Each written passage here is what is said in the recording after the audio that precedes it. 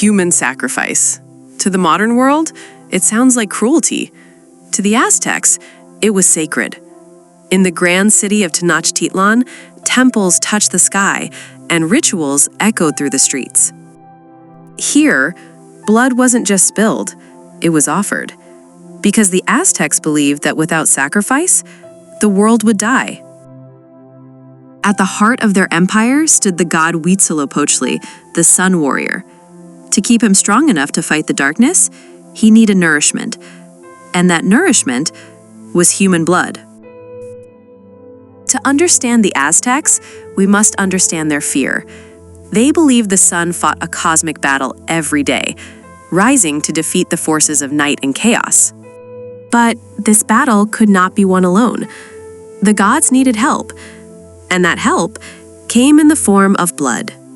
Aztec priests taught that without regular sacrifices, the sun would stop, the sky would darken, the earth would die. It wasn't just religion, it was cosmic duty. The entire fate of the universe, they believed, rested on the flow of life from human veins. The Aztecs didn't wage war just for land or power. They fought to feed their gods. These wars had a name: flower wars, ritualized battles thought not to kill, but to capture. Captured warriors were honored, even revered, because they would become offerings to the gods. To be sacrificed was, in a strange way, to serve a higher purpose. Some captives were paraded through the city. Some were held for days in sacred temples. And when the time came, they climbed the steps to the top of the temple pyramid, where fate awaited. Thousands gather at the base of a stone temple. High above, priests in vibrant feathered robes begin to chant. Incense fills the air. The gods are watching. The prisoner is laid on a stone slab. 4 assistants hold his limbs. The priest raises an obsidian blade, black, sharp as glass. In one swift movement, the chest is opened. The still beating heart is lifted toward the sky, offered to the sun. The crowd roars. The ritual is complete. And this wasn't rare.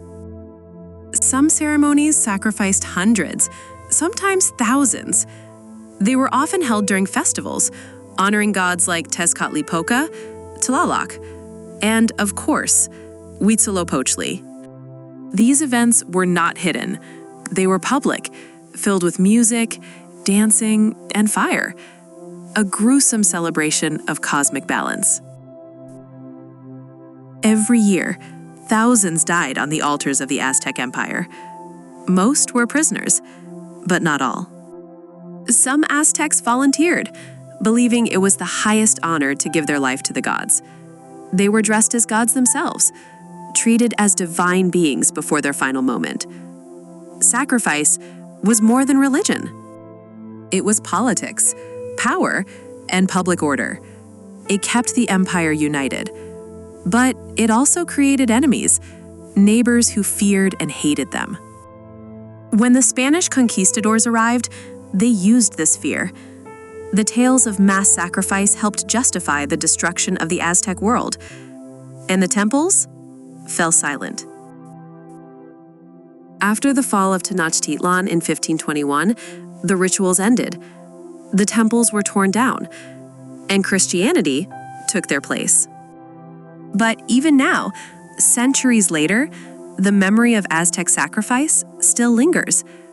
Some see only savagery, but modern historians see something more complex. Sacrifice was not mindless violence.